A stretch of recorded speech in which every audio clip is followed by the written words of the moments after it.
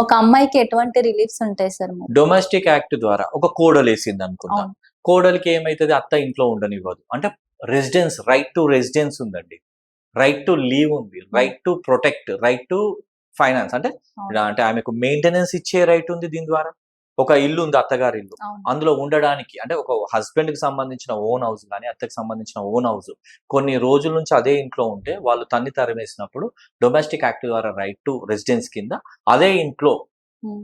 Protection ద్వారా, right to residence ద్వారా అదే ఇంట్లో ఉండే హక్కు వస్తది. ఒకవేళ వాళ్ళు దాడి చేస్తున్నారు, మరిది గాని, ఆడబిడ్డ గాని, అత్త అవును. గాని దాడి చేస్తే రైట్ టు ప్రొటెక్ట్, ఆమెను ప్రొటెక్షన్ ఇయ్యాల్సిన అవసరం ఉందని ప్రొటెక్షన్ ఆఫీసర్‌కి డైరెక్షన్ ఇచ్చే అవకాశం ఉందండి డీవీసీ ద్వారా. ఓకే. అది కాకుండా తనకి ఫైనాన్షియల్‌గా అంటే మెయింటెనెన్స్ కింద కూడా మెయింటెనెన్స్. యేసుకునే అవకాశాలుంటాయి. So, maintenance.